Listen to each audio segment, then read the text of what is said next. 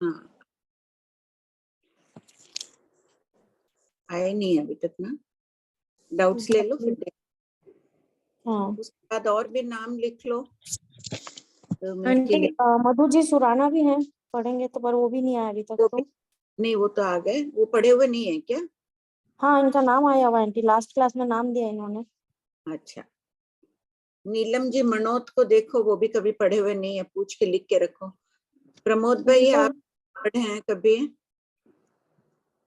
प्रमोद भाई की हिंदी बहुत अच्छी है, ऐसे भी बहुत अच्छा अक्षरक्षम में हिंदी भी बहुत अच्छी है इनके।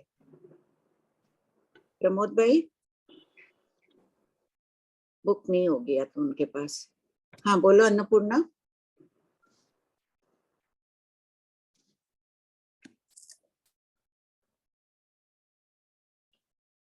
अन्नपूर्णा जी अनम्यूट होइए ना आंटी।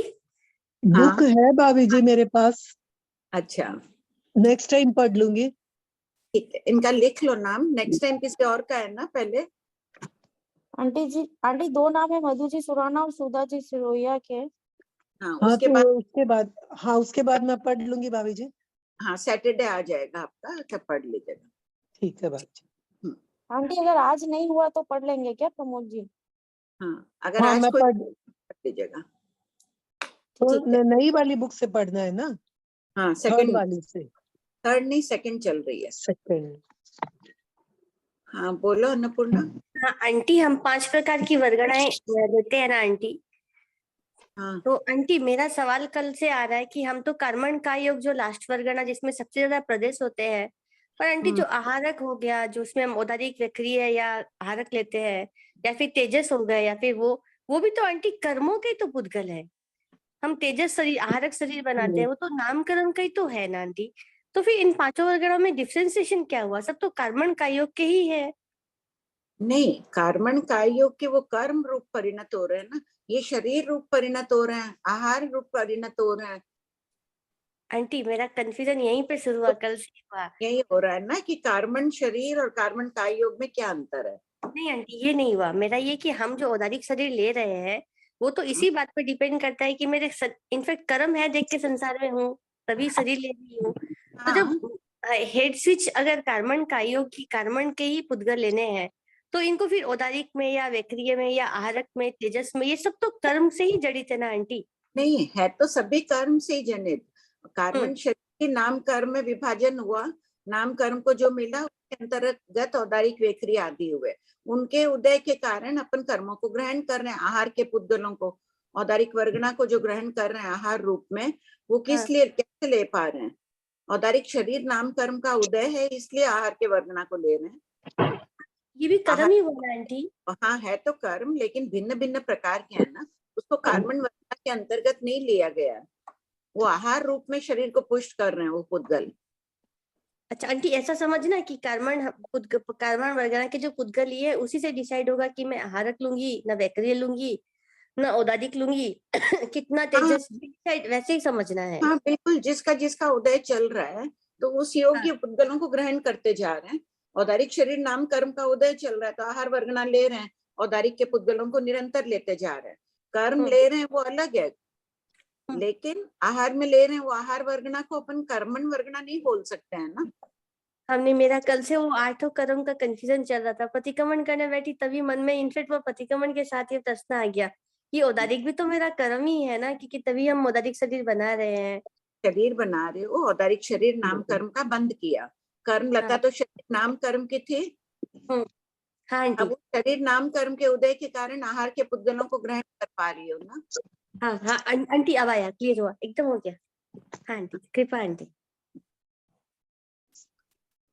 हाँ बोलिए निर्मल जी।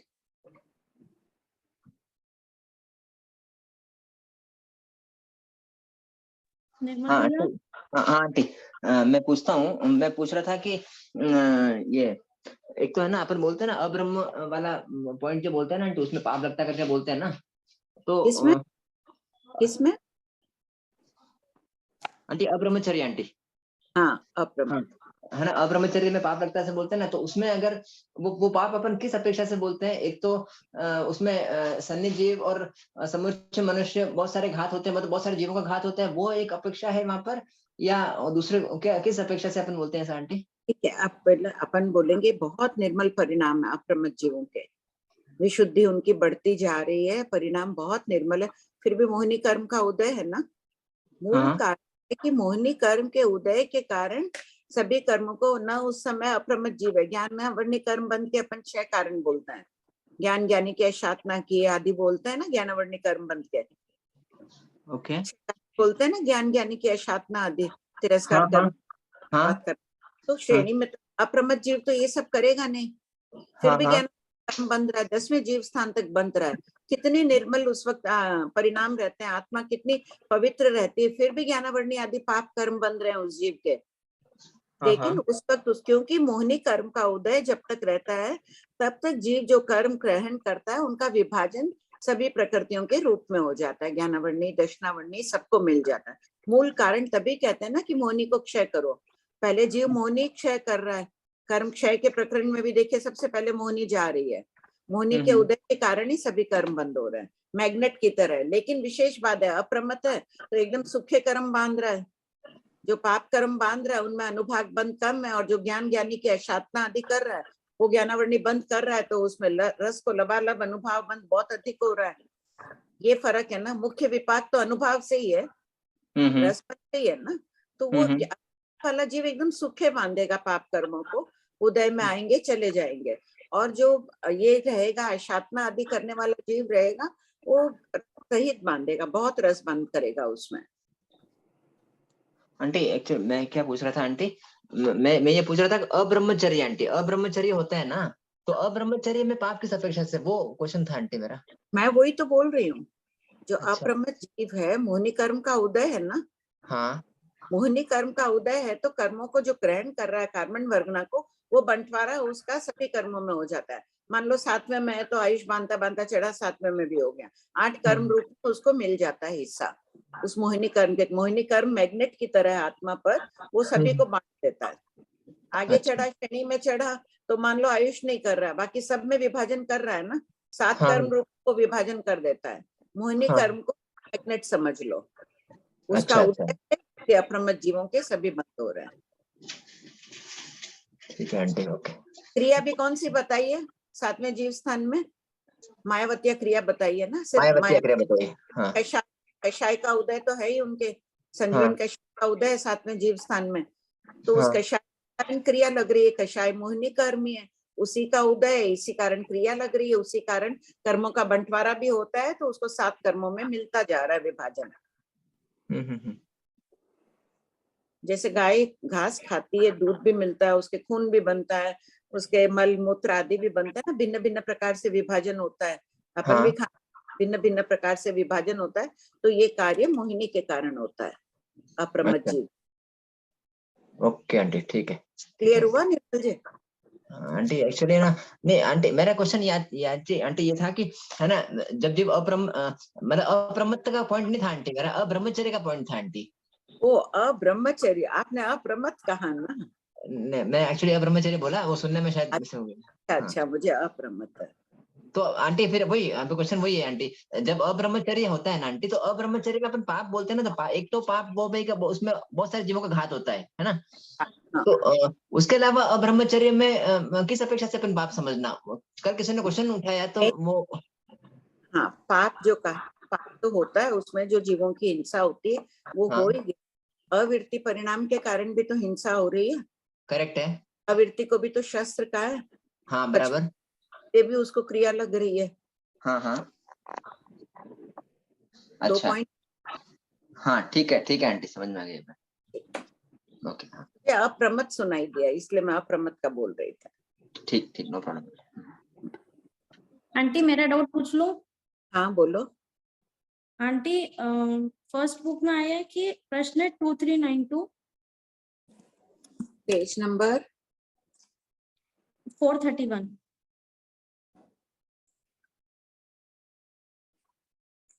हाँ बोलो। आंटी इसमें है कि मन पर्याय ज्ञानी मानंदिक समुद्घात नहीं करते हैं। आंटी ये समझ में ही नहीं आया। जो मनोपरिज्ञानी होते हैं वो मारणांतिक समुद्घात नहीं करते हैं, क्योंकि प्रज्ञापना सूत्र के 5वें पद में जीव पर्याय का थोपड़ा चलता है। उसमें बताया गया है कि मनोपरिज्ञानी की स्थिति अवगाना त्रिस्थान पतित बताइए। किस अपेक्षा से बताइए आंटी वो? त्रिस्थान पतित साधु बनने के बाद ही मनोपरिज्ञान उत्पन्न होता है। साधु की हाँ। जगह कितनी है? 2 हाथ की। हाँ। और उत्कृष्ट अवगाना 500 धनुष। 500 धनुष में कितने हाथ हुए? 500 धनुष 4 हाथ का एक धनुष होता है।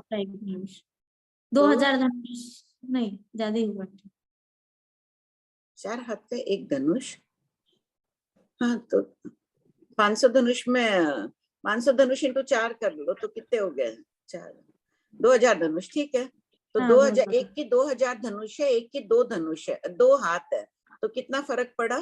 2000 हाथ हुए ना, 500 धनुष में 2000 हाथ हुए, तो 2000 गुना ही तो एक्स्ट्रा हुआ, 1000 गुना ही तो एक्स्ट्रा हुआ। हाँ, मैं 1 मिनट में अटेंड करती हूँ। हाँ।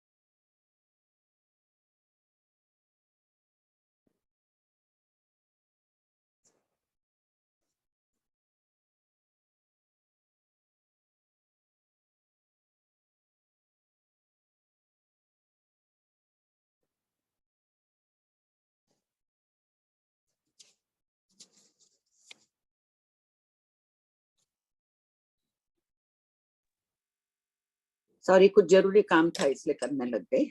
नहीं आंटी। कई है ना कुछ समझाइए। ग्रंथ के, हाँ कुछ ग्रंथ के पेपर्स और हैं तो उसका कई मिल रहे हैं प्राचीन वाले। हाँ बोलिए निर्मल जी। आंटी मेरा डाउट, हाँ बोलो। वो मन पर्यवज्ञानी का मानांतिक समुद्घात वाला समझा। हाँ मन पर्यवज्ञानी मानांतिक समुद्घात, तो कितना फर्क आया दोनों में? 2 और 2000 में कितना गुना का फर्क आया? 1000 गुना का फर्क आया ना। 1000 तो संख्या भाग ही होता है, संख्या गुना ही हुआ ना। 1000 गुना उसकी अधिक अवगाना है, असंख्य गुना नहीं होता है। हाँ ये तो स्थिति की अपेक्षा अपन ने कह दिया। अवगाना भी मान लो अंगुल के असंख्यतम भाग, कहाँ 500 धनुष ले रही हूँ, अवगाना जैसे अंगुल के असंख्यतम भाग होती तो असंख्य गुना का अंतर आता, यानी उत्पत्ति के समय मन पर्यवज्ञान होता तो चतुस्थान पतित बैठती ना। या दो कारण होते हैं चतुस्थान पतित यानी असंख्य गुना का आने के लिए, या तो उत्पत्ति के समय अंगुल के असंख्यतम भाग होती और फिर 500 धनुष में भी होती तो हम कहते कि इनमें चतुस्थान पतित अवगाना का फर्क आ गया, असंख्य गुणा का फर्क आ गया। या 500 धनुष वाला या 2 हाथ वाला मानांतिक समुद्घात करता है तो वैमानिक में उत्पन्न होता है।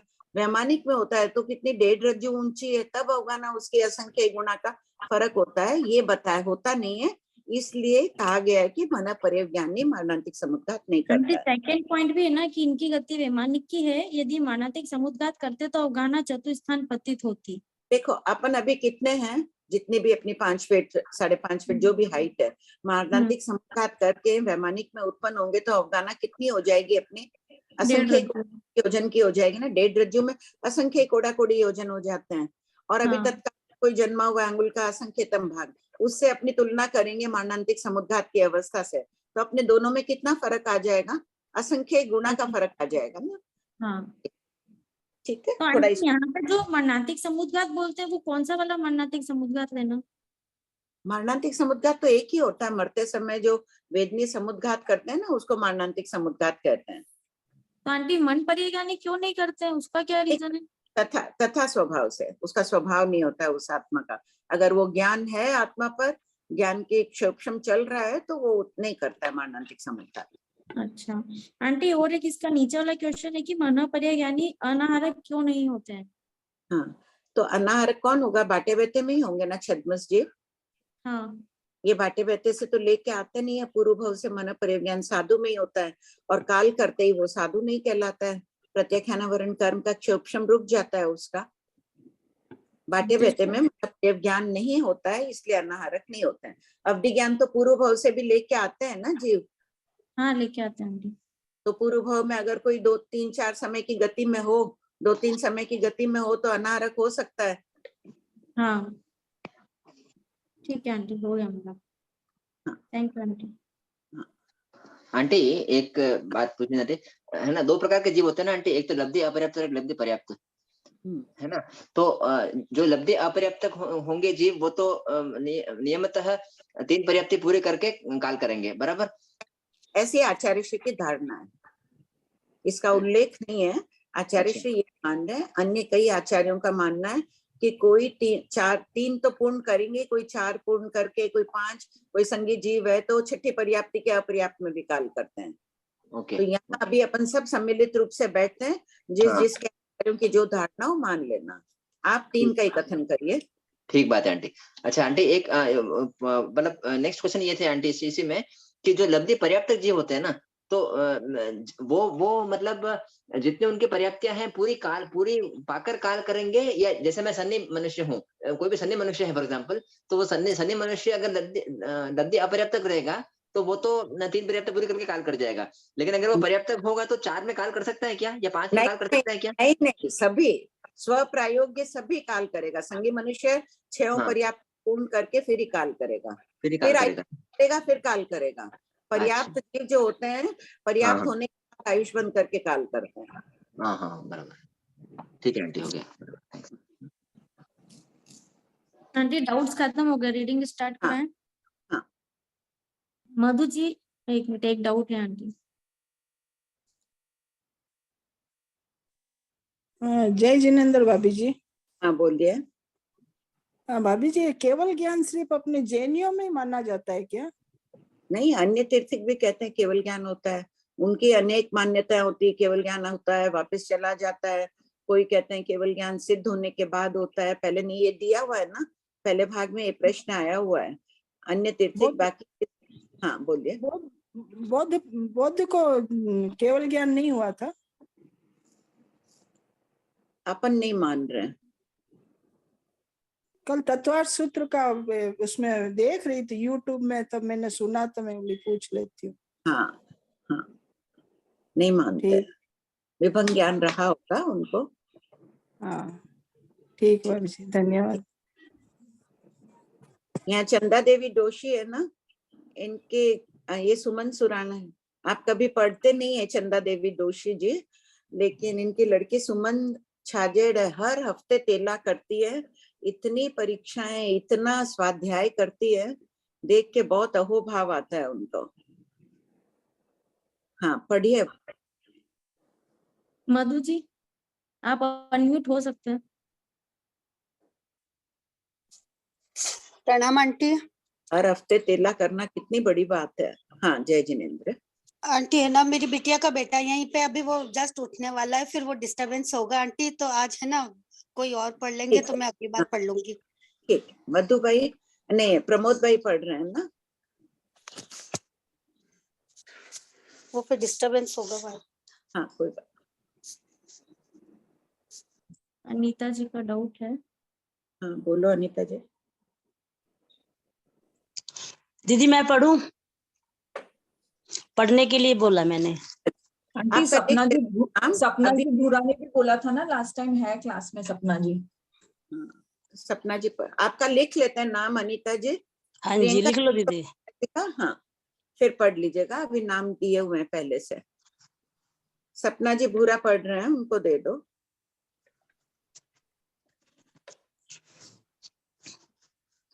पढ़िए कौन सा। अच्छा एक इसमें 5103 5013 था, इसमें है ना श्वेता, तुम लोग जो बोले थे प्रत्यय लग कर नहीं, उपसर्ग लगेगा। मराठा से बात हुई, यहाँ सुरीली श्री जी मराठा है, उन्होंने फरमाया कि प्राकृत व्याकरण में प्रत्यय आगे भी लगता है पीछे भी लगता है, लेकिन यहाँ अच्छा। अ के साथ दोनों लगता है व्याकरण में, लेकिन यहाँ अच्छा। कौन से शब्द के साथ आगे लगता है, कौन से शब्द के पास बाद में पीछे लगता है, वो नियम अलग होते हैं। अधिकरणी में अ के पहले उपसर्ग ही आएगा, लेकिन दोनों तरफ लगते हैं। यहाँ सब कोई कर लीजिए 5013 में। मैं पढ़ूं? हाँ एक मिनट, हाँ सपना जी एक मिनट करेक्शन कर लो आप भी। 5013 क्वेश्चन में हाँ। सेकेंड लाइन में ना नी में स प्रत्यय लिखा हुआ है, प्रत्यय काट कर उपसर्ग लिख दो। 5013 में हाँ अधिकरण और साधिकरण में क्या अंतर है? हाँ सेकेंड लाइन पढ़िए। इस कारण से अधिकरण में से स प्रत्यय लगाकर साधिकरण कहा गया है। ये काट दीजिए, उपसर्ग लिख दीजिए।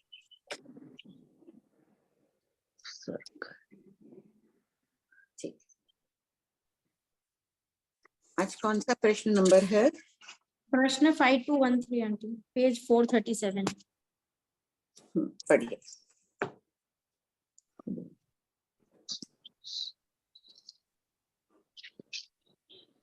देखो ये टिट्ठोकाली प्रकीर्णक वाले क्या कह रहे हैं 5211 में, एक साथ जो तीर्थंकर सिद्ध होते हैं एक साथ में सब एक ही मुद्रा में होते हैं, और उनके लिए वो कह रहे हैं या तो कायोत्सर्ग या पर्यंक आसन में होते हैं तीर्थंकर सिद्ध, अन्य कोई आसन में नहीं होते हैं। और एक ही स्थान में दसों जिस समय जो सिद्ध होंगे सभी नगर में होंगे या सभी पर्वतों पर होंगे। अच्छा 52 हाँ प्रणाम सा 5211 तिथ्य गोल पैतैयर, ये हो गया। 5212 से पढ़ना। 5212 एक समय में जंगनिया कितनी माताएं 14 सपने देखती हैं? जंगनीय पद भरत एरावत क्षेत्र और महाविद्यालय क्षेत्र की अपेक्षा भिन्न भिन्न है। एक समय में 5 भरत और 5 एरावत में नियम 10 प्रसन्न मुख माताएं 14 सपने देखती है, एक यावत 9 नहीं। सेकंड, महाविद्यालय क्षेत्र में 20 विहिरमान की अपेक्षा एक समय में 20 जिन माताएं 14 सपना देखती है। प्रश्न 5213, 5 महाविद्यालय क्षेत्र में 32 मल्टीप्लाई बाय 5 160 विजय है, तो एक समय में 20 माताएं ही क्यों 14 सपने देखती है? उत्तर, एक, मेरू पर्वत के पूर्व और पश्चिम में दो दो अभिषेक शिलाएं हैं, जहां महाविद्यालय क्षेत्र के तीर्थंकरों का जन्म अभिषेक कल्याण मनाया जाता है। 5 मेरू पर्वत पर कुल 20 अभिषेक शिलाएं हैं, अतः वहां एक समय में 20 माताएं ही 14 सपने देखती हैं। यह लोक स्थिति है। सेकंड पॉइंट, पांचों मेरू पर्वत के उत्तर और दक्षिण में एक एक अभिषेक शिला है, जहां 5 भरत और 5 एरावत के 10 तीर्थंकरों का जन्म अभिषेक पाया जाता है, मनाया जाता है। प्रश्न 5214, जैसे हुआ अभिषेक, जन्माभिषेक होता है ना तीर्थंकरों का, तो है ही 20, उससे अधिक कैसे होंगे एक साथ जन्म? भले ही 100 सभी विजयों में कभी होता है ना कि एक साथ में सभी तीर्थंकर होते हैं, लेकिन समय भिन्न भिन्न रहेगा। एक साथ में 20 से अधिक नहीं होंगे। महाविद्यालय 6 मेरू पर्वत है कि 5 मेरू पर्वत है, जम्बू द्वीप में 1, धात्री खंड में पूर्व में 1, पश्चिम में 1, और इसी प्रकार अर्ध पुष्कर द्वीप में भी 2 महाविद्यालय में, मध्य में 2 है।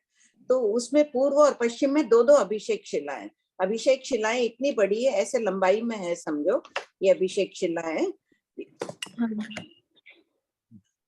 ये लंबी है, तो एक अभिषेक शिला इधर है पूर्व में और एक इधर है। इसी प्रकार पश्चिम में भी है, तो एक इधर है एक इधर है। 500 योजन की लंबी है, 250 योजन की ये शिला है। इन पर 2-2 सिंहासन है, यहाँ पर मनाते हैं। तो जम्बू द्वीप में महाविद्यालय क्षेत्र में होंगे तो कितने हो सकते हैं? 4 ही हो सकते हैं, 4 ही सिंहासन है अभिषेक शिला पर। और वहां के प्रत्येक महाविद्यालय, प्रत्येक मेरू पर्वत पर 4-4 होंगे। 5 मेरू है तो 5 चौक 20 ही होंगे। और उत्तर और दक्षिण जो भरत और ऐरावत की तरफ है, उस अभिषेक शिला पर एक एक ही सिंहासन है। तो एक एक तीर्थंकरों का ही कल्याणक मनाया जाता है, जन्माभिषेक कल्याणक। तो आंटी इसको ऐसे भी समझ सकते हैं ना, जैसे हर समय 32 विजयों में होना जरूरी नहीं है, हर मतलब एट ए टाइम 4 विजयों में ही होते हैं ना। 4 विजयों में तो 5 का 20 हो गया, कभी सब में भी तो नहीं है। जब अजितनाथ भगवान अवसर निकाल के दूसरे तीर्थंकर के समय हमेशा उत्कृष्ट तीर्थंकर होते हैं, लेकिन वो सभी साथ में जन्मे हुए नहीं रहते हैं, अलग अलग समय। अभी मना लिया किसी का, थोड़े दिन बाद फिर हो गए, थोड़े दिन बाद फिर हो गए, थोड़े समय बाद हो गए, क्योंकि अष्टानिका महोत्सव भी मनाते हैं। एक तीर्थंकरों के 8 मनाए, उनके बाद 8 दिन का महोत्सव मनाते हैं। फिर ये संभावना दूसरा है, लगता नहीं है कि एक साथ में अष्टानिका महोत्सव मना लेते हैं नंदीश्वर द्वीप में जाकर सभी बहुत तीर्थंकरों का। अजितनाथ भगवान के टाइम ही हुए थे ना सारे विजयों में अजितनाथ भगवान के समय का तो उल्लेख मिल रहा है, और उसके आधार पर उत्सर्प निकाल के 23वें तीर्थंकर के समय भी कहा जाता है कि सभी विजयों में तीर्थंकर होते हैं। 170 तीर्थंकर होते हैं उस समय भी। ठीक है, पढ़ूं? हाँ, इससे संबंधित प्रश्न तो ले लो ना प्रियंका, इसी से संबंधित है तो ले। प्रणाम भाभी जी। हाँ तारा जी बोलिए। ये इसमें जो 5211 में लिखा हुआ है, 10 प्रथम तीर्थंकर पूर्व भर में चक्रवर्ती थे, शेष सभी मांडलिक राजा थे, तो ये अभी जो तीर्थंकर है उनके हिसाब से? हाँ, ऋषभदेव भगवान पूर्व भव में चक्रवर्ती थे ना, तो 5 भरत 5 ऐरावत के भी प्रथम तीर्थंकर थे, वो सभी पूर्व भव में चक्रवर्ती थे। ठीक और जितने भी राजा थे पूर्व भव में भी वो मांडलिक राजा थे। सभी तीर्थंकर के मन में जो पहला पुत्र था वो चक्रवर्ती था। हाँ ठीक है बाबू। आंटी ना ये जो 5213 उसका जो उत्तर दिया है ना, इसमें आपने लास्ट में लिखा है, अतः वहां एक समय में 20 माताएं ही 14 सपने देखती है। यहाँ पर एक समय जो विवक्षित एक समय बोलते हैं उसकी अपेक्षा से बात करना है, या समय एक रेंज हो सकता है आंटी? समय थोड़ा देखो साथ में मानना, एक साथ में वही देखेंगे, थोड़ा गैप आएगा ना, तुरंत नहीं देखेंगे। तुरंत देख लें एकदम ही अंतर मुहूर्त बाद ही दूसरे 20 तीर्थंकर जन्म जाए तो वहां जन्माभिषेक अंतर मुहूर्त में तो पूर्ण होता नहीं है, अर्धरात्रि में ही इनका जन्म होता है, ले जाके सूर्योदय के पूर्व ले आते हैं, तो प्रहर रात्रि तक लोग मनाते ही हैं, तो गैप मानना। तो एक रात नहीं बोल सकते क्या? वहां पर एक रात में 20 माताएं 14 सपने देख सकती है, ऐसा नहीं बोल सकते क्या? बोल सकते हैं, बोल तो सकते हैं ना? मेरा भी यही क्वेश्चन था मानसी कि यहाँ एक समय से विवक्षित है या एक समय मतलब एक काल जितना थोड़ा समय? काल समझना, सूक्ष्म समय नहीं तो ये समझना। ऊपर में 5211 में जो क्वेश्चन में दिया है कि एक साथ उत्पन्न होने वाले 10 तीर्थंकर का च्यवन जन्म दीक्षा केवल ज्ञान और निर्वाण एक साथ होता है, तो यहाँ पे एक साथ को कैसे ले? एक साथ मतलब व्यवहार में ही समझना है।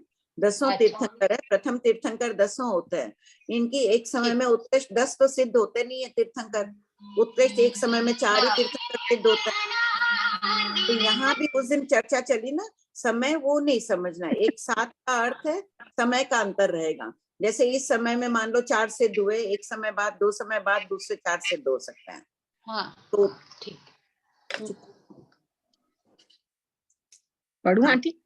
आंटी एक और है ना, हाँ बोलो अन्नपूर्णा। आंटी, मेरू पर्वत के पूर्व और पश्चिम में 2-2 अभिषेक शिलाएं हैं। फिर हाँ। आपने वहां कहा कि जहाँ महावीर क्षेत्र में तीर्थंकरों का जन्माभिषेक करायण माना जाता है, वहां पे 5 मेरू पर्वत 20। पर आंटी अगर मेरू पर्वत के पूर्व और पश्चिम से घटित करेंगे तो वहां पे 10 माता ही तो 14 सपने देख सकती है ना आंटी? क्यों क्यों आंटी टोटल? देखिए, हाँ, हाँ। 5 मेरू पर्वत पे 4, ऊपर में 4, तो टोटल 20 हो गए आंटी।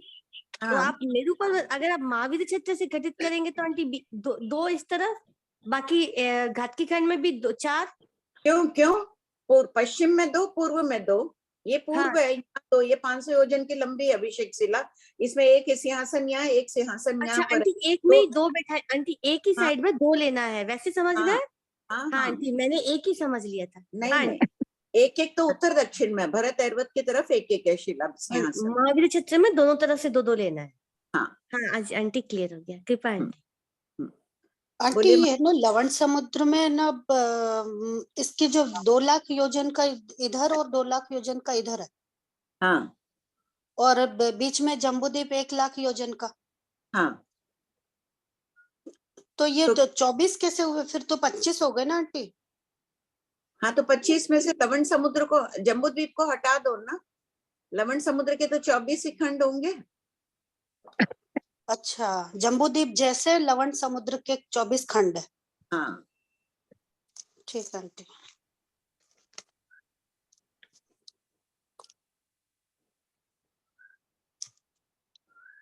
कमला आंटी। हाँ जय जिनेन्द्र। हाँ जय जिनेन्द्र। जैसे महाविदय में अगर 2 तीर्थंकर का जन्म उत्सव मनाया जा रहा है तो एक दूसरे को देख सकेंगे? नहीं। तो एक ही मतलब जैसे एक की मेरू पर्वत में 2 शिला बता रहे हैं आप? हाँ बहुत बड़ी है, 500 योजन की लंबी है, एक पेन के इस तरफ एक इस तरफ है, 500 योजन। 500 योजन? अच्छा। हाँ 500 योजन। तो देवगण आके मना रहे हैं, अलग अलग वो भी उत्तर वेखरी करके मनाते हैं। इतनी बाल्यावस्था रहती है, वो एक दूसरे के पास क्यों जाएंगे? नहीं माने इधर के लोग उधर देख सकते हैं क्या? उधर के लोग इधर देख सकते हैं? देवता है वो तो, देवता तो वही है, 64 इंद्र तो वही है, वो लोग उत्तर वेक्रिय कर लेते हैं। अच्छा तो अच्छा अच्छा। 20 का ही एक ही साथ करने वाले तो सेम है, आत्म प्रदेशन का तांता लगा हुआ रहता है, सभी देख रहे हैं। आपका प्रश्न अच्छा है। जो 64 इंद्र है ना, वो 20 का एक साथ देख रहे हैं। अच्छा, वो 64 इंद्री इनका मनाते हैं, उनका मनाते हैं, आप जम्बूद्वीप वाला के मनाते, सब एक? हाँ सबका एक साथ मना रहे हैं। तो वो 64 इंद्र तो देखिए उनके उत्तर वेक्री किए में, हालांकि प्रमाण अंगुल से बहुत दूर है इस विषय में, पहले अलग बात मैं बोलती थी, अभी यही हो रहा है शायद फाइनल, कि उनके आत्म प्रदेशों का तांता जुड़ा हुआ रहता है, वो देख ही रहे हैं, संपत्ति मान रहे हैं। अच्छा। लवण समुद्र के 24 खंड मतलब क्या हुआ? इनका क्या प्रश्न था उस दिन? अगर उसके एक एक, अलका जी आपका क्या प्रश्न था?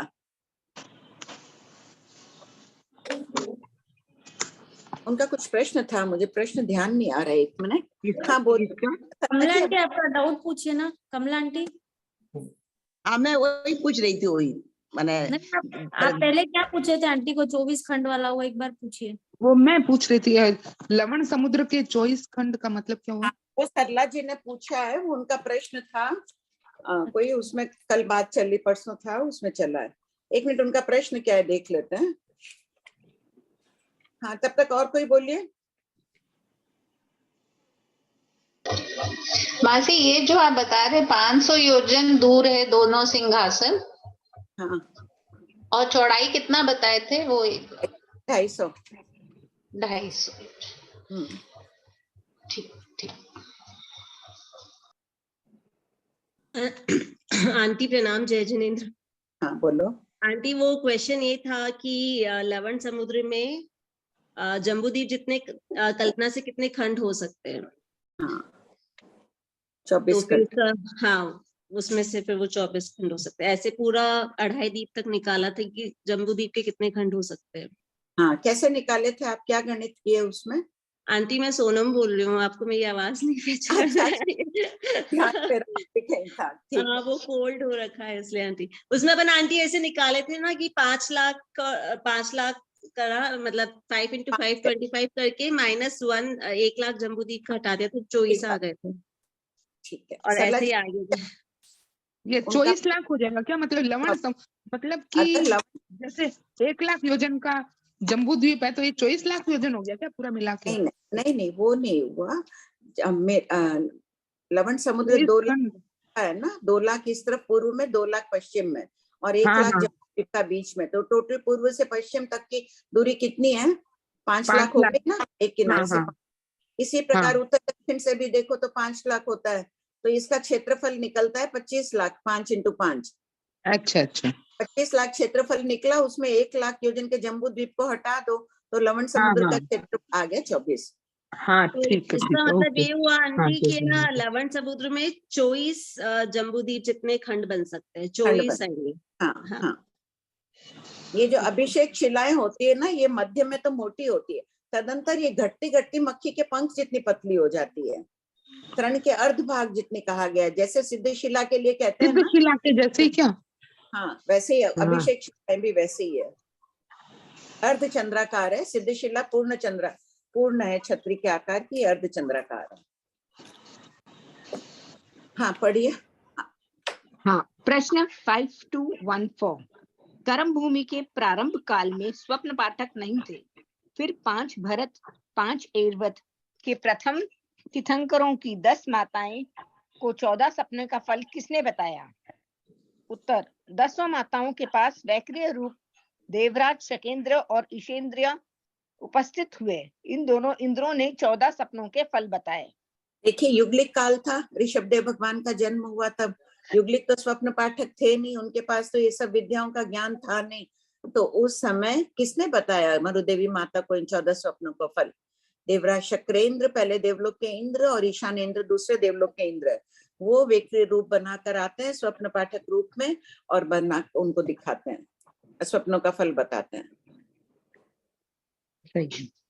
प्रश्न 5215। 5 भरत 5 ऐरावत, इन 10 क्षेत्रों में 23 तीर्थंकरों की 230 माताओं को 14 सपनों का फल कौन बताता है? उत्तर, स्वप्न पाठक। प्रश्न 5216। इस अवश्य पूर्णि काल में 10 क्षेत्रों में से एक ही रात्र में 14 सपने 2 बार कितनी माताओं ने देखा? उत्तर, ये देखो, फोटो दिखा रही हूँ, श्वेता ने भेजा है, शायद शमनोपासक में आया, अभिषेक शिला का दिख रहा है या दिख रहा है? 4 दिख रही है ना, 2 सफेद 2 ब्राउन, अर्ध चंद्राकार है ना। हाँ आंटी। 2 सिंहासन भी लगे हुए हैं, देखिए व्हाइट में 2 लगे हुए हैं ना, 2 किनारों में। उत्तर दक्षिण में 1-1 है, उधर पूर्व पश्चिम में 2-2 है। पढ़िए। प्रश्न 5217। इस अवश्य पूर्णि काल में 24 तीर्थंकरों की माताओं ने जिस काल नक्षत्र मास 15 पढ़िए। 5216। इस अवश्य पूर्णि 5216। इस अवश्य पूर्णि काल में 10 क्षेत्र में एक ही रात्र में 14 सपने 2 बार कितनी माताओं ने देखा?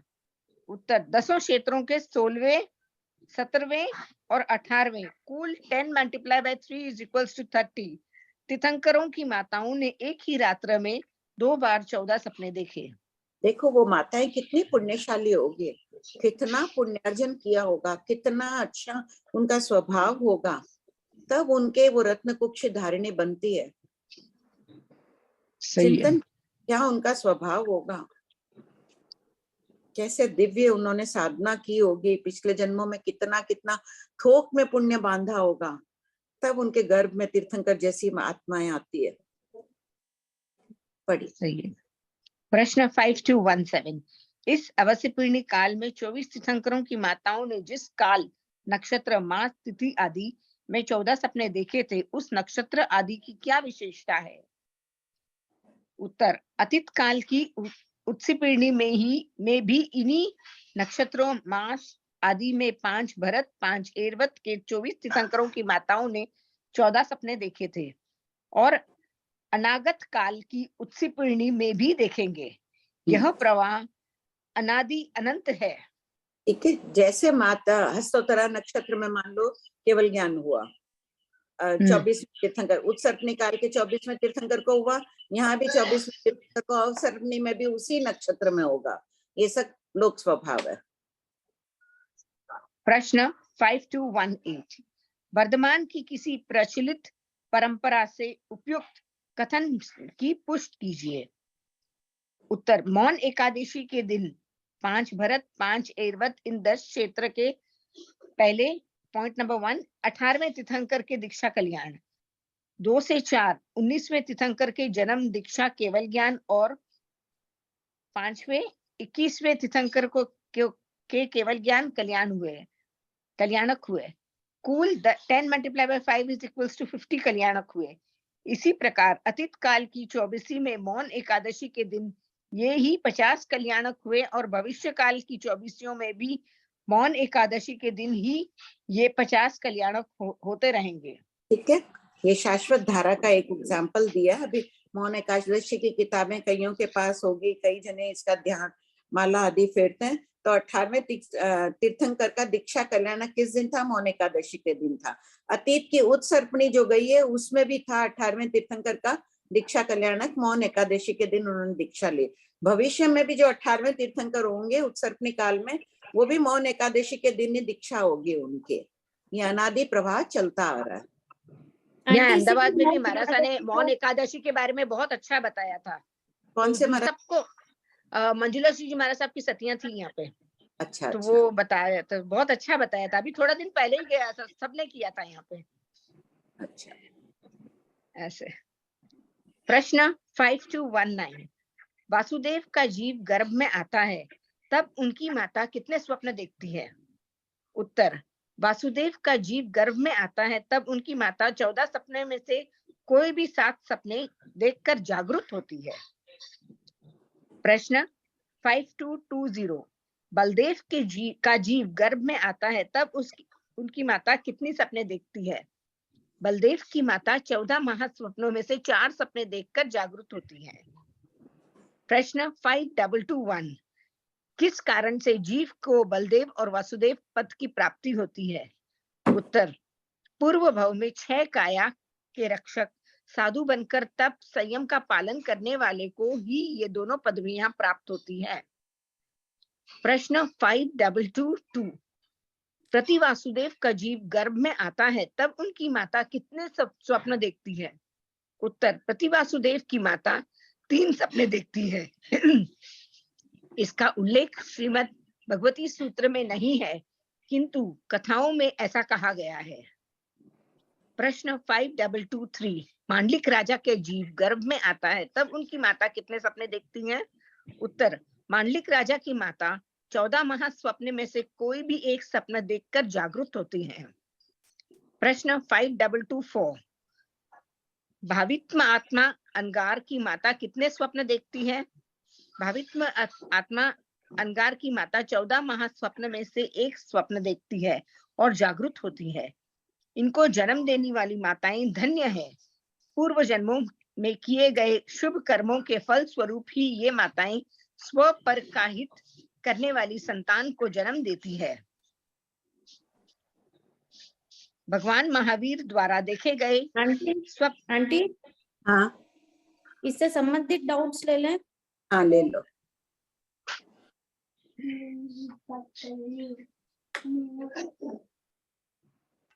आंटी हाँ भाभी जी, ये जो 5 to 16 है, हाँ नहीं 5 to 15 में 5 भरत 5 ऐरावत, इन 10 क्षेत्रों के 23 तीर्थंकरों की माताएं, 230 माताओं को 14 सपनों का फल कौन बताता? तो इसमें 23 तीर्थंकर यहाँ क्यों लिए हैं?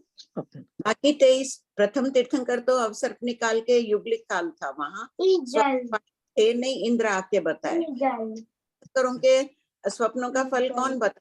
स्वप्न पाठक आके बताते हैं ना। भगवान महावीर आदि का जन्म का वर्णन पढ़े होंगे, उसमें देखे होंगे स्वप्न पाठक को बुलाते हैं प्रातःकाल होने पर, उन्हें अपार धन देकर विदा करते हैं जब वो स्वप्न बताते हैं। तो बाकी सभी के स्वप्न पाठक आकर बताते हैं फल। ऐसे राजा को वो रात्रि में जाकर उठा देती है रानी, इन स्वप्नों को देखकर वो बोल ही देते हैं, लेकिन तीर्थंकर रूप में बाकी स्वप्न पाठक आकर बताते हैं।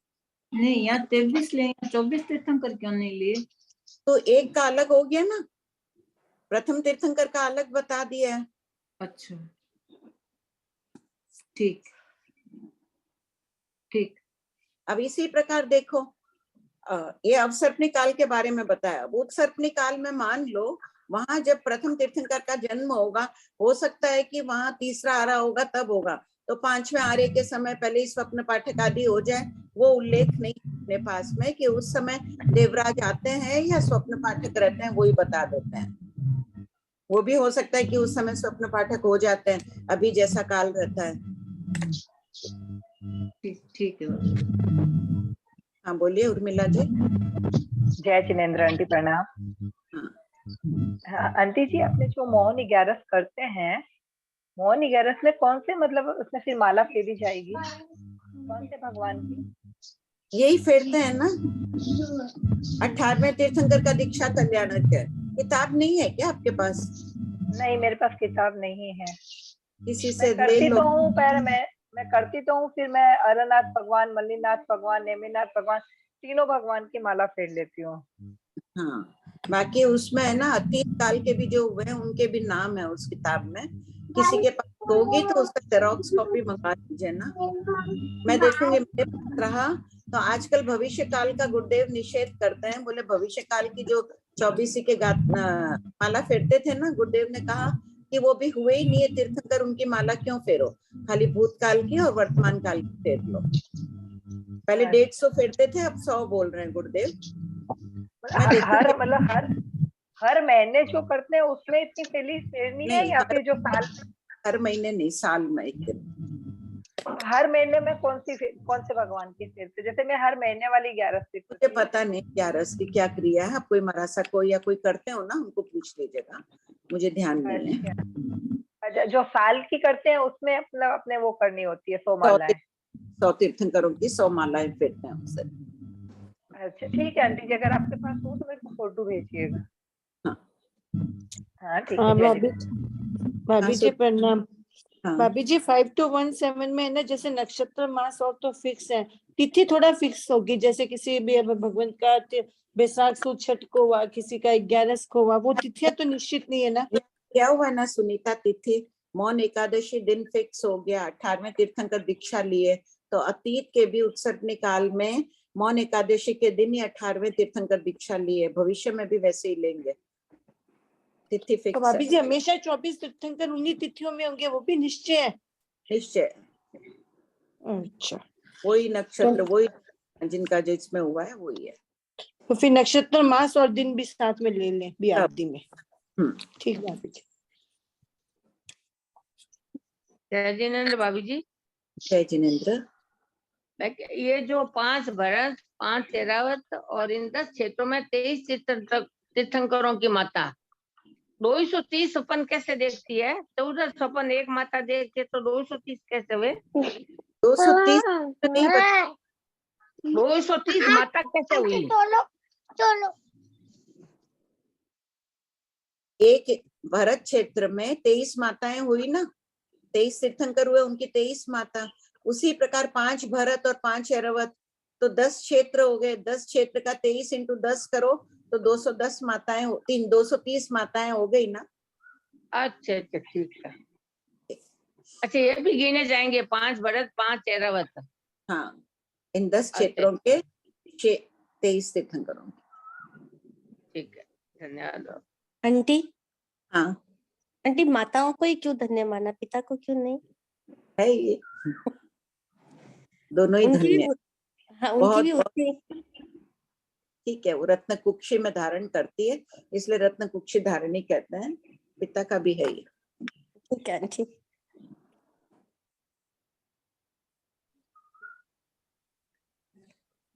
भाभी जी, हाँ, इसमें 23 तीर्थंकर क्यों लिए, 24 क्यों नहीं लिए? 24 में ऋषभदेव भगवान का अलग बता दिया ना। उस समय स्वप्न पाठक नहीं थे, युगलिक काल था, तब देवराज शक्रेंद्र स्वप्न पाठक का रूप बनाकर आते हैं। अच्छा। हाँ।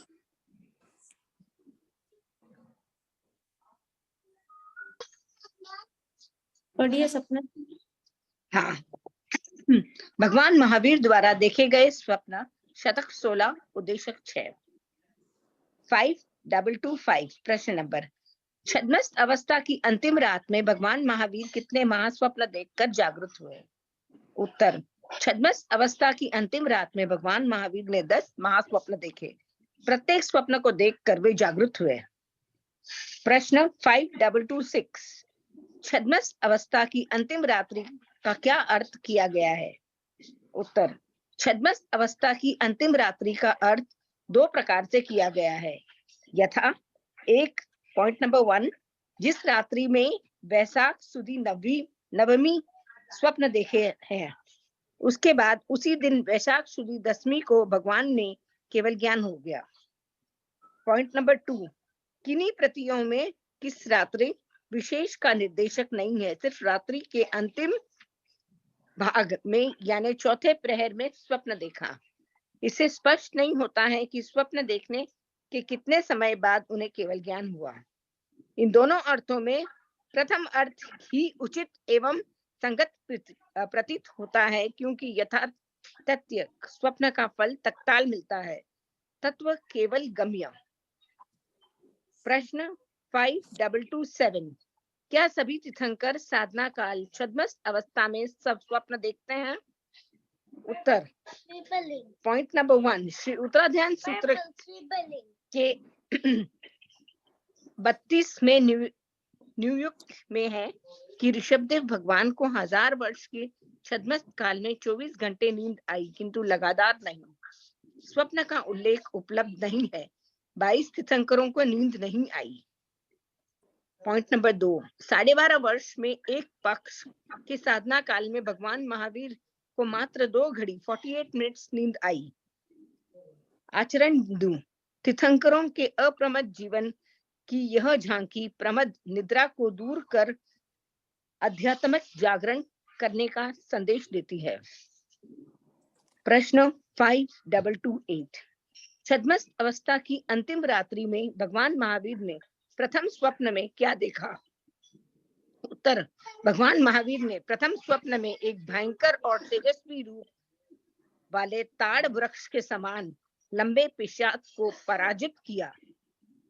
प्रश्न 5229, पिशाच को पराजित करने का फल का वर्णन कीजिए।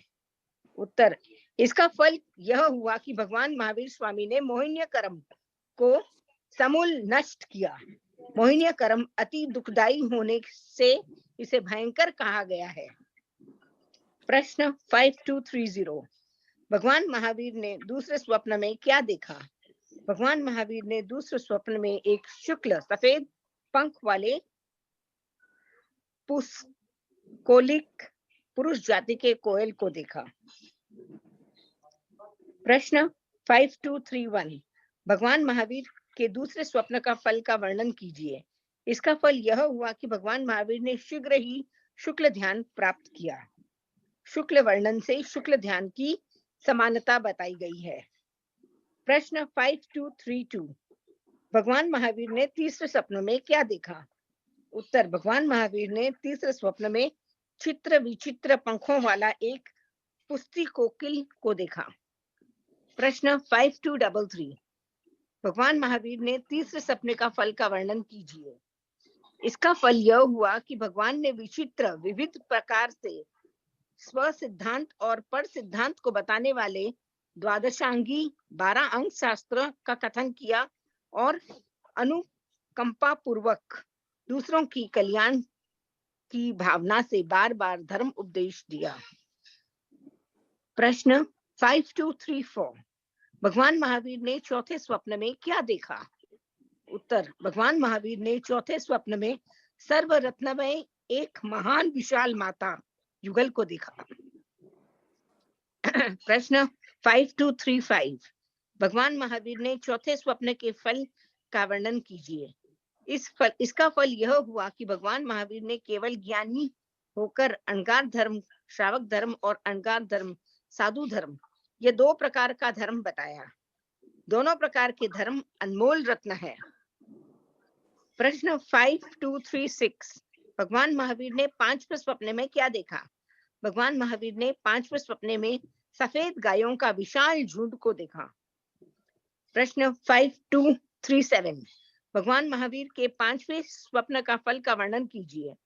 उत्तर, इसका फल यह हुआ कि भगवान ने केवल ज्ञानी होकर साधु, साध्वी, श्रावक, श्राविका रूप चतुर्वेदी संघ की तीर्थ की स्थापना की। प्रश्न 5238 तीर्थ कितने प्रकार के होते हैं? उत्तर, तीर्थ 2 प्रकार के होते हैं, जंगम चलने फिरने वाले अर्थात चतुर्वेदी संघ और जड़ मंदिर आदि। भगवान ने अभयदान देने वाले तीर्थ चतुर्वेदी संघ की स्थापना की। प्रश्न 5239 भगवान ने छठे स्वप्न में क्या देखा? उत्तर, भगवान महावीर ने छठे स्वप्न में विकसित कमलों से युक्त एक विशाल पद्म सरोवर को देखा। प्रश्न 5240 भगवान महावीर ने छठे स्वप्न के फल का वर्णन कीजिए। उत्तर, इस फल का यह हुआ कि भगवान ने भवनपति, व्यानव्यंतर, ज्योतिषी और वैमानिक इन 4 प्रकार के देवों को प्रतिबोध दिया। प्रश्न 5241 भगवान महावीर ने 7वें स्वप्न में क्या देखा? भगवान महावीर ने 7वें स्वप्न में हजारों लहरों से सुशोभित एक महासागर को अपनी भुजाओं से तैर कर पार करते हुए देखा। प्रश्न 5242 भगवान महावीर ने 7वें स्वप्न का फल का वर्णन कीजिए। इसका फल यह हुआ कि भगवान महावीर ने अनादि अनंत संसार समुद्र को पार कर दिया। प्रश्न 5243 भगवान महावीर ने 8वें स्वप्न में क्या देखा? उत्तर, भगवान महावीर ने 8वें स्वप्न में तेज से जाज्वल्यमान एक विशाल सूर्य को देखा। प्रश्न 5244 भगवान महावीर ने 8वें स्वप्न का फल का वर्णन कीजिए। उत्तर, इसका फल यह हुआ कि भगवान को अनंत, अनुत्तर, प्रधान, निवारण, समग्र और प्रतिपूर्ण केवल ज्ञान, केवल दर्शन की प्राप्ति हुई। प्रश्न 5245 सूर्य का फल केवल ज्ञान के रूप में क्यों प्रकट किया गया? उत्तर, जिस प्रकार सूर्य के ताप से भूमि पर रही हुई वस्तुएं सूख जाती है, उसी प्रकार केवल ज्ञान द्वारा संसार का कारण और कार्य नष्ट हो जाता है। सूर्य का यह तत्काल फल प्रकट किया गया है। प्रश्न 5246 भगवान महावीर ने 9वें स्वप्न में क्या देखा? भगवान महावीर ने 9वें स्वप्न में एक विशाल मानसरोवर पर्वत को नील, हरी, वैडूर्य मणि के समान अपनी आंतों से चारों तरफ से परिविष्ट घिरा हुआ देखा। प्रश्न 5247 भगवान महावीर ने 9वें स्वप्न का फल का वर्णन कीजिए। इसका फल यह हुआ कि तीनों लोक में भगवान की यश कीर्ति हुई। अहो, ये पुण्य भागी है, गुणों के भंडार इत्यादि। प्रश्न 5248 भगवान महावीर ने 10वें स्वप्न में क्या देखा? भगवान महावीर ने 10वें स्वप्न में मेरु पर्वत की चूलिका पर अपने आप को सिंहासन पर बैठे हुए देखा। प्रश्न 5249 भगवान महावीर के 10वें स्वप्न का फल का वर्णन कीजिए। इसका फल यह हुआ कि भगवान महावीर ने केवल ज्ञानी होकर 12 प्रकार की परिषद में बैठकर धर्म उपदेश दिया। प्रश्न 5250 12 प्रकार की परिच्छेद किसे कहते हैं? उत्तर 1 to 8 4 प्रकार के देवी देव देवी, 9 10 मनुष्य मनुष्याणी और 11 12 त्रियंश त्रियंशणी के युक्त धर्म सभा में तीर्थंकर भगवान धर्म उपदेश देते हैं। कितनी बार भगवान महावीर का नाम आया है ना इस प्रकरण में, खूब भाव विभोर हो रहे थे सब। हाँ, भाव विभोर हो रहे थे, सही बात है। हाँ बोलिए अन्नपूर्णा, बोलो। हाँ आंटी, वो जो 5227 है ना आंटी, उसमें है पॉइंट नंबर 1 में 5227 पेज हाँ, नंबर बोलो। 440 आंटी, हाँ। उसमें 22 तीर्थंकर को नींद नहीं आई। आंटी ये कैसे संभव है? निंदा दिक्कत तो उदय रहता है। निद्रा देव क्या उदय, क्या इतने 1000 वर्षों में खाली 24 घंटा ही नींद आएगी? तभी उदय नहीं होगा। आंटी, आंटी चलो आंटी, तो कैसे इसको घटित करना आंटी? स्टॉक में नहीं था ये बोलो। नहीं था, अप्रमत्ता के कारण उन्होंने नींद ली नहीं। बहुत काम होता है तो व्यक्ति भूल जाता है सोना भी, तो अप्रमत्त थे निरंतर। वो तो शारीरिक कैसे कि आ गई ध्यान करते हुए, जैसे संगम देव उपसर्ग देख के गया, उसके बाद भगवान को थोड़ी झपकी आ गई, कभी और थोड़ी झपकी आ गई, जब इतने उपसर्ग मिलते थे उसके बाद, ऐसा भी सुना हुआ है। तो ऋषभ देव भगवान को भी उपसर्ग तो थोड़े बहुत तो मिलते ही थे उनको भी, कोई पीड़ा पहुंचाते थे, कोई मारते थे, तो कभी वो भी कारण हो सकता है, या ऐसे भी थोड़ी थोड़ी आ गई झपकी। आंटी पार्श्वनाथ भगवान को भी तो उपसर्ग पड़े हुए थे ना?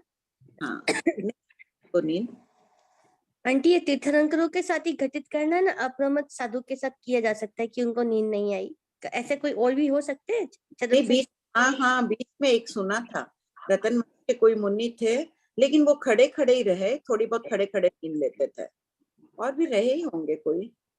हाँ और आंटी अभी ये है ना कि भगवान महावीर को लगभग अंतर्मुहूर्त के लिए 48 मिनट के लिए नींद आई, और उसमें आंटी वो 10 बार जागे भी है, क्योंकि 5225 में आपने कहा कि 10 महास्वप्न देखे और प्रत्येक के बाद वो जागृत भी हुए। हाँ मतलब वो जागे, वो काउंटिंग सारी 48 में पहले भी कभी आई होगी, सब मिला के ग्रंथकार यही कह रहे हैं कि टोटल उनको 48 मिनट ही आई नींद। ठीक है, बता दिया उन्होंने। हाँ आंटी, ठीक है आंटी, कृपा है। दो दे दिया ना, इसलिए 48 मिनट मान रहा है, तो यहाँ जागृत हुए, आंख खुली, वापस झपकी आ गई, वैसे मानना है। हाँ, ठीक है आंटी। हाँ आंटी इन सपनों का अर्थ किसने बताया? भगवान ने तो बोला नहीं होगा मुझे ये सपने आए। उत्पल नामक एक कोई निमित्तज्ञ था, उसने बताया। अच्छा, वो जान गया कि भगवान को ये सपने आए थे, ऐसा? हाँ, ये स्वप्न आए थे, वो जान गया था, और उसने कहा था इनके ये फल है। तब वो बाद में पूछने गया था कि जो माला वाला स्वप्न है ना, मुझे ये समझ में नहीं आया। अच्छा। बाकी वो सब स्वप्न पहचान गया था, उत्पल नामक निमित्तज्ञ। तो उसको क्या लब्धि थी आंटी निमित्त ज्ञान की? हाँ, निमित्त ज्ञान से और भी कोई लब्धियां होगी कि कौन क्या स्वप्न देखा है, देख के आशय से, कई रेखाएं देखकर बता देते हैं ना, अमुक कौन गया, चक्रवर्ती गया, वो गया, तो उसी प्रकार निमित्त ज्ञान से देख के उसने बताया था। ठीक है, क्लियर। तीर्थंकर चारित्र में देखना, जिनके पास भी हो एक बार, उसमें उल्लेख है इसका, उत्पल का। तुम्हारे पास है तीर्थंकर चारित्र? जिस किसी के भी पास हो देख लेना, मेरे पास यहाँ नहीं है अभी। हाँ बोलिए नरेंद्र जी। हाँ भाभी जी प्रणाम। कल मैंने मंदिर वाले के महाराज साहब से पूछा था ये क्वेश्चन कि उनको जो स्वप्न आया उसके सेकंड डे वो केवल ज्ञान हो गया, तो उन्होंने कहा ऐसा नहीं है, बाद में उनको कुछ दिन बाद हुआ, बीच में निमित्त कार ने बताया कि आपने ये स्वप्न देखे थे। निमित्तज्ञ नहीं बताया ना, तो वो निमित्तज्ञ बताया, तो वो उसमें टाइम ज्यादा लगा था, सेकंड डे वाला नहीं बताया उन्होंने। जैसे इसमें दिया ना, बैसाख सुदी नवमी को उन्होंने स्वप्न देखा, हाँ, और 10वीं को उनको केवल ज्ञान हुआ। हाँ, इस हिसाब से सेकंड डे केवल ज्ञान हो गया। ऐसा उल्लेख है विवेचन में कि नवमी को देखा और 10वीं को केवल ज्ञान हुआ। उनके उसमें नहीं है बोले वो। हाँ, हो सकता है, अलग अलग धारणाएं और कुछ। प्रणाम। हाँ गुलाब जी।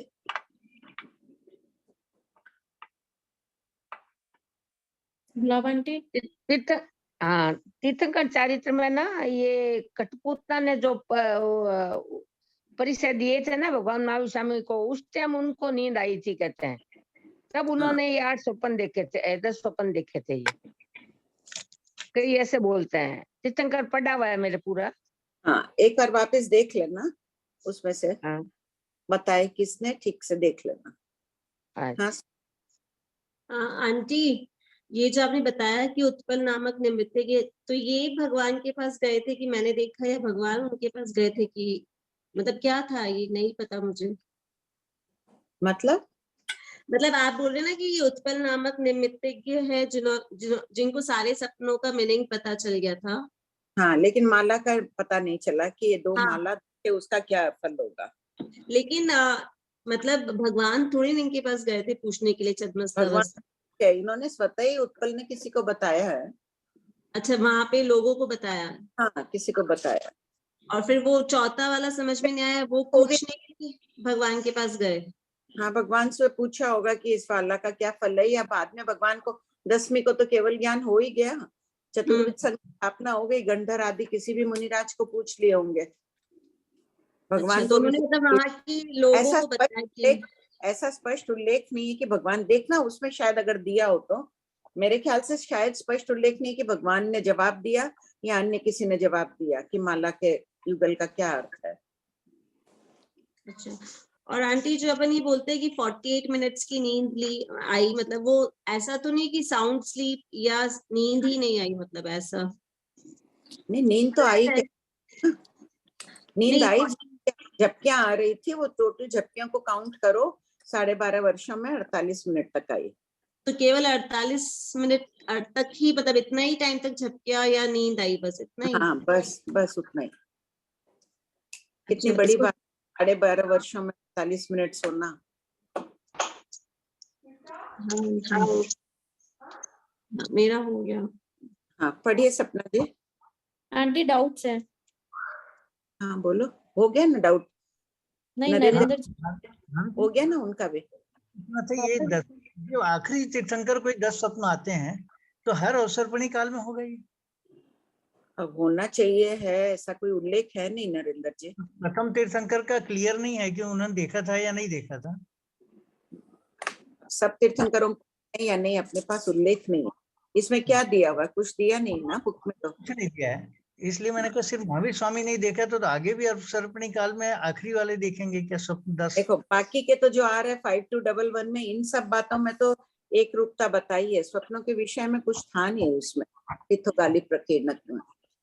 अच्छा, तो जैसे 48 मिनट के बाद, जैसे 48 मिनट में पूरे स्वप्न देखे उन्होंने, बार बार जागृत हुए, हर स्वप्न के बाद जागृत हुए। हाँ। तो नीतिकार ने कब बताया होगा इनको, कब इन्होंने क्वेश्चन किया होगा कि भाई ये स्वप्न देखा है? इन्होंने स्वयं ने क्वेश्चन नहीं किया, भगवान ने, उत्पल ने स्वयं बताया। उत्पल जाकर फिर पूछता है कि आपने ये जो माला का स्वप्न देखा, उसका क्या आशय है। अच्छा, ये सारे जो सपनों के अर्थ हैं, ये पहले से ऐसे फिक्स हैं क्या कि इस सपने से यही अर्थ निकलेगा? हाँ, जिनेंद्र भाभी जी।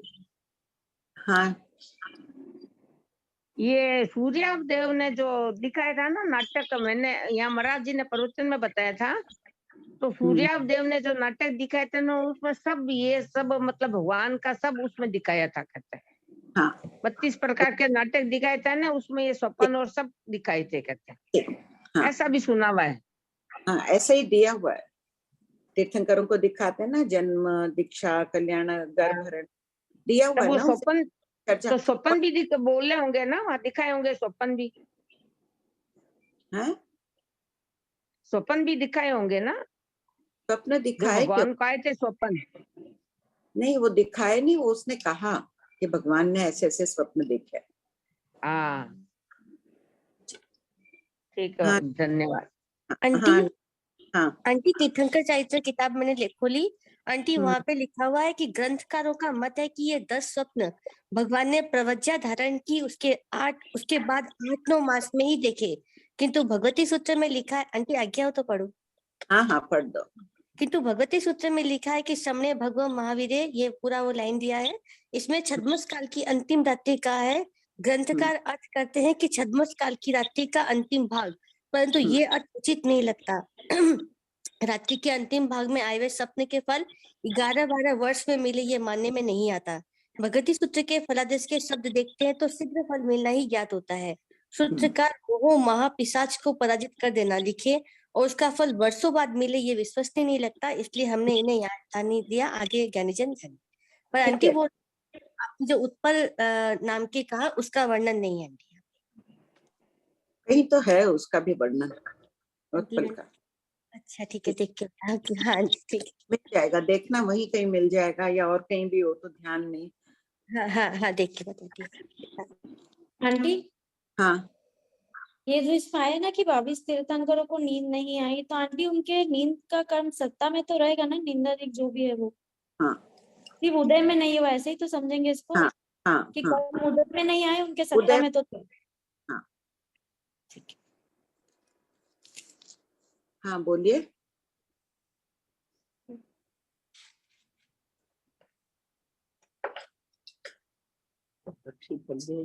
प्रणाम भाई।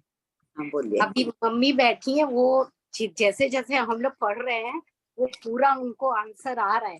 तो वो अभी उत्पल का वर्णन चला तो वो बोलते हैं कल्प सूत्र में हमेशा बांचा जाता है ये कि अच्छा उत्पल का युग है। हाँ सही बात है, कल्प सूत्र में देख लेना तब सब। हाँ बहुत अच्छा बात है। सुधा भी यही बोलना चाह रही होगी, पर्यूषण में ये लोग कल्प सूत्र ही सुनते हैं ना। हाँ सुधा यही बात बोलना चाह रही होगी। प्रणाम भाभी जी। मैं हाँ, कल्प सूत्र में तो नहीं देखी, मैं उसका तो नहीं याद है मेरे को। अभी मेरे पास जो तीर्थंकर चारित्र है ना, एक सुमेरमल जी मुनि सुमेरमल लाडनू का है। हाँ साधना के प्रथम वर्ष में दिया हुआ है। साधना के प्रथम वर्ष में। हाँ ठीक है, उनकी धारणा होगी। बाकी धारणा यही है कि अंतिम दिन ही देखा था छठमस्तकाल। इतने काल तक जो अभी पढ़ा ना इन्होंने, अन्नपूर्णा पढ़ी ना कि शुभ फल इतने वर्षों 12 वर्षों बाद फल दे, ये नहीं होता है महापुरुषों को। और जो उत्पल नैमित्तिक था इसमें दिया हुआ है वो ये पार्श्वनाथ भगवान का था, छोड़ दिए। अच्छा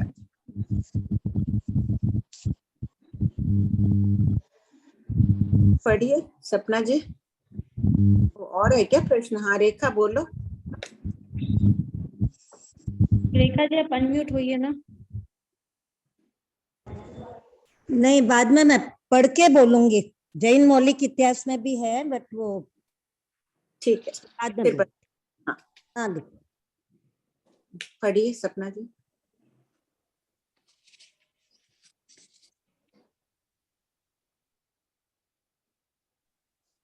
कितना एक सब तो भव रख रहे हैं यहाँ भी। मैंने सबको भेज दिया है, वो मौन एकादशी का श्रेया जी ने भेजा है, फॉरवर्ड कर दिया है। सबके आ गया ना? हाँ आंटी आ गया। पढ़िए सपना जी। एक दो भवों में मुक्त होने की सूचना देने वाले स्वप्न शतक 16 उद्देशक 6। प्रश्न 5251 उसी भव में और दूसरे भव में मुक्त होने की सूचना देने वाले कितने स्वप्न कहे गए हैं? उत्तर उसी भव में मुक्त होने की सूचना देने वाले 12 सपने और दूसरे भव में अर्थात मनुष्य संबंधित दूसरे भव में सिद्ध बुद्ध मुक्त होने की सूचना देने वाले 2 स्वप्न कहे गए हैं। प्रश्न 5252 दूसरे भव में सिद्ध होने की सूचना देने वाले प्रथम स्वप्न का वर्णन कीजिए।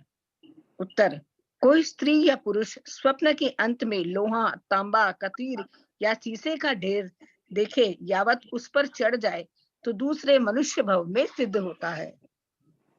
प्रश्न 5253 दूसरे भव में सिद्ध होने की सूचना देने वाले द्वितीय स्वप्न का वर्णन कीजिए। उत्तर कोई स्त्री या पुरुष स्वप्न में अंत में मदिरा, तेल या चर्बी का घड़ा देखे यावत उसे तोड़ दे तो वह दूसरे भव मनुष्य भव में सिद्ध होता है।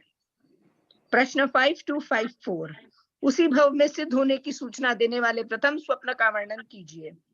उत्तर कोई स्त्री या पुरुष स्वप्न के अंत में हाथी, घोड़ा यावत बैल की विशाल पंक्ति को देखें, उस पर चढ़ने का प्रयत्न करता हुआ चढ़े या अपने आप को उस पर चढ़ा हुआ माने, ऐसा स्वप्न देखकर तुरंत जागरूक हो तो वह उसी भव में सिद्ध होता है यावत सभी दुखों का अंत करता है। यहाँ आगम पाठ स्त्री मुक्ति को प्रमाणित करता है। प्रश्न 5255 उसी भव में शुद्ध होने की सूचना देने वाले दूसरे स्वप्न का वर्णन कीजिए। उत्तर, कोई स्त्री या पुरुष स्वप्न के अंत में समुद्र को दोनों ओर से छूती हुई विशाल रस्सी को देखने का प्रयत्न करता हुआ समेटता हुआ देखे, फिर अनुभव करे कि मैंने रस्सी को समेट लिया है। ऐसा स्वप्न देखकर तुरंत जागृत हो तो वह उसी भव में मोक्ष जाता है, यावत सर्व दुखों का अंत करता है। प्रश्न 5256, उसी भव में सिद्ध होने की सूचना देने वाले तीसरे स्वप्न का वर्णन कीजिए। उत्तर, कोई स्त्री या पुरुष स्वप्न के अंत में दोनों ओर लोकांत को स्पर्श करती हुई पूर्व पश्चिम एक बड़ी रस्सी को देखे, उसे काटने का प्रयत्न करता हुआ काट डाले और फिर अनुभव करे कि मैंने उसे काट दिया। ऐसा स्वप्न देखकर तुरंत जाग जाए तो वह उसी भव में सिद्ध होता है, यावत सर्व दुखों का अंत करता है। प्रश्न 5257, उसी भव में सिद्ध होने की सूचना देने वाले चौथे स्वप्न का वर्णन कीजिए।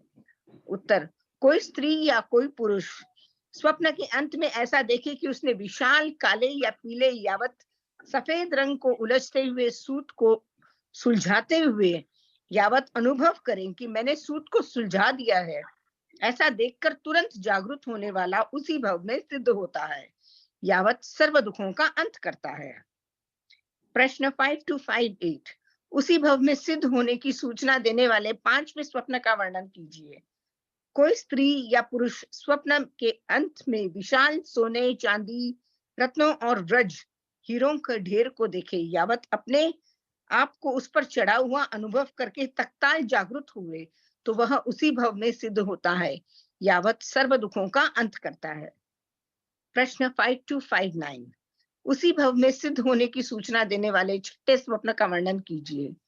कोई स्त्री या पुरुष स्वप्न के अंत में बहुत बड़े घास या कचरे के ढेर को देखे, यावत बिखेर दे तो वह उसी भव में मुक्त होता है। प्रश्न 5260, उसी भव में सिद्ध होने की सूचना देने वाले सातवें स्वप्न का वर्णन कीजिए। उत्तर, कोई स्त्री या पुरुष स्वप्न के अंत में विशाल सर, घास स्तंभ, विरण स्तंभ, वंशीमूल, बांस स्तंभ या वल्ली, लता मूल, संतम अर्थात इन स्तंभों को देखे, यावत उखाड़ देने वाले उसी भव में सर्व दुखों का से मुक्त होता है। ये सब जड़ी बूटियां हैं क्या? मेरा अर्थ नहीं मिला था। सर है जैसे कोई घास का ही ढेर बना के कोई एक स्तंभ बना हुआ, जैसे स्तंभ को क्या बोलते हैं? हाँ, ये सब जड़ी बूटियां बताया था एक बार, ये सब मैंने पढ़ा हुआ था पहले। नहीं, जड़ी बूटियां नहीं है आंटी, खंबा बोलते हैं स्तंभ को। हाँ, खंबा, कोई घास का खंबा बना हुआ हो, उसको देखे। वीरन का अर्थ मिला नहीं था। वंशीमूल या बांस का खंबा बना हुआ है, या कोई लताओं का, वनस्पति की जो लताएं होती है उनका खंबा बना हुआ हो, उनको देखें, यावत देखे कि इन खंभों को उखाड़ कर फेंक देता है। वीरन का को मिले तो बता देना, बाद में लिख देंगे इसमें। प्रश्न 5261, उसी भव में सिद्ध होने की सूचना देने वाले आठवें स्वप्न का वर्णन कीजिए। उत्तर, कोई स्त्री या पुरुष स्वप्न के अंत में एक विशाल दूध, दही, घी या मग्ध का घड़ा देखें, यावत उसे उठा लेवे तो वह उसी भव में सर्व दुखों का अंत करता है। प्रश्न 5262, उसी भव में सिद्ध होने की सूचना देने वाले 90वें स्वप्न का वर्णन कीजिए। उत्तर, कोई स्त्री या पुरुष स्वप्न के अंत में एक विशाल कुसुमिति पद्म सरोवर को देखें, यावत उसमें प्रवेश करने वाले उसी भव में सर्व दुखों से मुक्त होता है। प्रश्न 5263, उसी भव में सिद्ध होने की सूचना देने वाले 10वें स्वप्न का वर्णन कीजिए। उत्तर, कोई स्त्री या पुरुष स्वप्न के अंत में लहरों से व्याप्त महासागर को देखे, यावत पार कर जाने वाले उसी भव में सर्व दुखों से मुक्त होता है। प्रश्न 5264, उसी भव में सिद्ध होने की सूचना देने वाले 11वें स्वप्न का वर्णन कीजिए। उत्तर, कोई स्त्री या पुरुष स्वप्न के अंत में सर्व रत्नमय एक विशाल भवन को देखें, यावत उसमें प्रवेश करने वाले उसी भव में सर्व दुखों को से मुक्त होता है। प्रश्न 5265, उसी भव में सिद्ध होने की सूचना देने वाले 12वें स्वप्न का वर्णन कीजिए। उत्तर, कोई स्त्री या पुरुष स्वप्न के अंत में सर्व रत्नमय विमान को देखे, यावत उसके ऊपर चढ़ जाए तो वह उसी भव में सर्व दुखों से मुक्त होता है। प्रश्न 5266 72 अध्यात्मक फल की सूचना देने वाले कितने स्वप्नों का वर्णन किया गया है? उत्तर पॉइंट नंबर 1 तीर्थंकर भगवान की माता द्वारा देखे गए 14 स्वप्न। पॉइंट नंबर 2 छद्मस तीर्थंकर द्वारा देखे गए 10 स्वप्न। पॉइंट नंबर 3 उसी भव में मोक्ष जाने वाले के 12 स्वप्न। और पॉइंट नंबर 4 2 भवों में मोक्ष जाने वाले के 2 स्वप्न। कुल 38 अध्यात्मक फल की सूचना देने वाले स्वप्नों का वर्णन किया जा चुका है। संभावना है कि शेष 34 का वर्णन विषम काल के कारण इस शास्त्र में उपलब्ध नहीं है।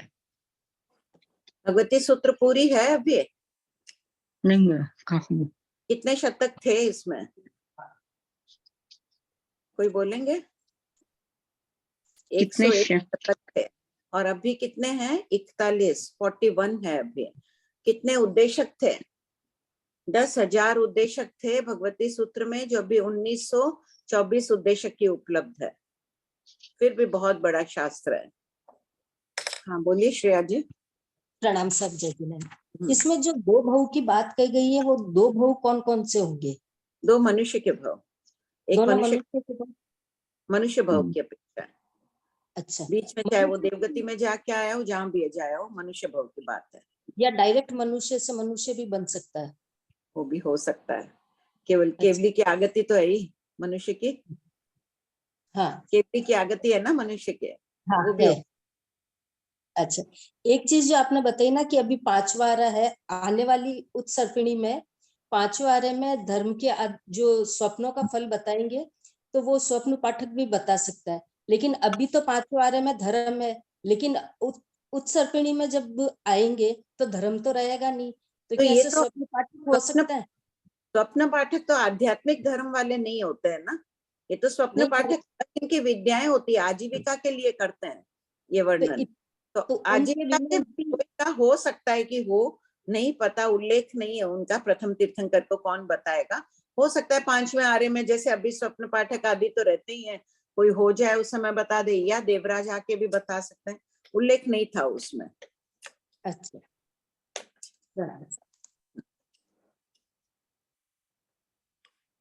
बोलिए मोहिनी जी। हाँ भाभी जी प्रणाम। ये जो स्वप्न बताए गए हैं, ये इस 5वें आरे में तो कोई नहीं देखेगा ना? नहीं, क्योंकि कोई मुक्त नहीं होगा ना। कोई 2 भाव करने वाला भले ही कोई देख ले, 2 भाव वाले तो हैं ही। कई महापुरुष होंगे, इतनी साधना करते हैं, 1 भवावतारी भी होंगे, 2 भाव करने वाले भी होंगे। भगवान महावीर के शासन में अंत तक दुक्सा आचार्य 1 भवावतारी होंगे, तो अभी भी हो ही सकता है। अभी तो 2500 वर्ष बीते हैं। हो सकता है अभी इतने बैठे हैं या इनमें ही कोई 1-2 भाव वाले हो जाएं। ठीक आंटी, आप तो है भाभी जी। नहीं, मेरा तो क्या पता। शिल्पा जरूर 2 छोटे-छोटे बच्चों को दी है, बहुत बड़ी बात है। हाँ अन्नपूर्णा बोलो। आंटी, गूगल किया था तो वीरण का अर्थ निकला है कूस, दर्व, कांस, दूब आदि जाति के तृण। क्या निकला? तूष? आंटी कुश। कुश, अच्छा घास। वो भी तो फिर घास ही होगा। हाँ आंटी, पूरा वही वर्ड है, कूस, दर्व, कांस, दूब आदि जाति के तृण। दूब वही हुई, तो भिन्न प्रकार का होगा। विशाल सर अलग तरह की घास होगी, विरण अलग तरह की घास होगी। सब कोई लिख लो, कुश घास। हमको गूगल देखना नहीं आता था ना, तो देख के लिखे नहीं।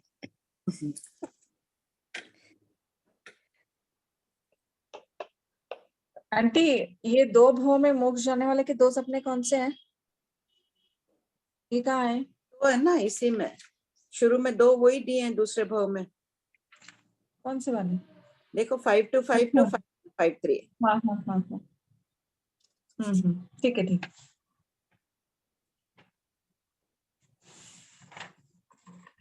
हाँ बोलिए नरेंद्र।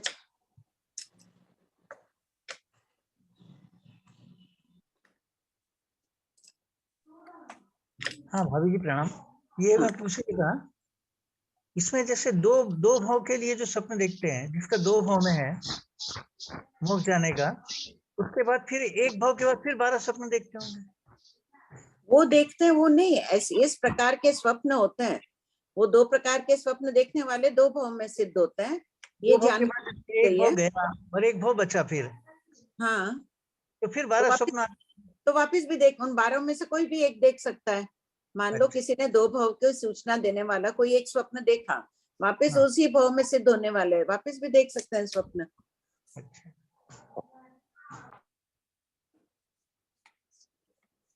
ठीक है, हो गया तो पढ़ लो 5 मिनट सपना जी। हाँ पढ़ूं।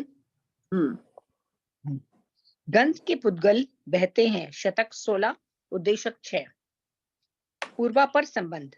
सर्व रत्नमय देव विमान सदैव सुगंधित रहते हैं, वहां लेश मात्र भी दुर्गंध नहीं होता, अतः गंध के पुद्गल का कथन किया जा रहा है।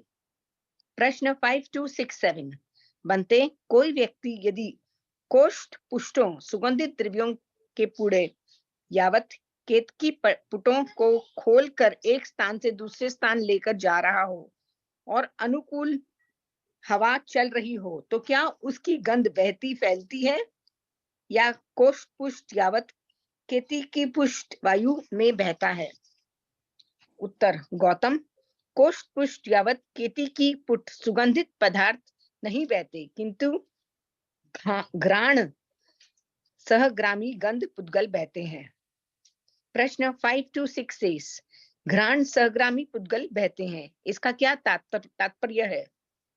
उत्तर, सुगंधित द्रव्य घ्राणेंद्र के पास नहीं आते हैं, बल्कि जिस स्थान पर सुगंध द्रव्य होते हैं वहां के दूसरे पुद्गल उनकी सुगंध से सुवासित होकर वायु द्वारा घ्राणेंद्रिय के पास आते हैं। यद्यपि वासिती यानी गंध के पुद्गल से प्रभावित पुद्गलों में विशेष गंध गुण प्रकट हो जाता है, किंतु उनकी गति क्रिया वायु के कारण होती है। प्रश्न 5269 घ्राणेंद्रिय उत्कृष्ट कितनी दूरी से आए हुए पुद्गलों की गंध की अनुभूति करती है? उत्तर, 1 तेन्द्रिय 100 धनुष, चौरिंद्रिय 200 धनुष, असन्नी पंचेंद्रिय 400 धनुष और सन्नी पंचेंद्रिय 9 योजन की दूरी से आए हुए पुद्गलों के गंध की अनुभूति करते हैं।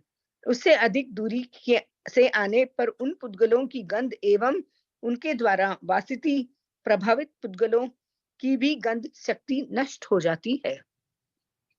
हाँ श्रेया जी।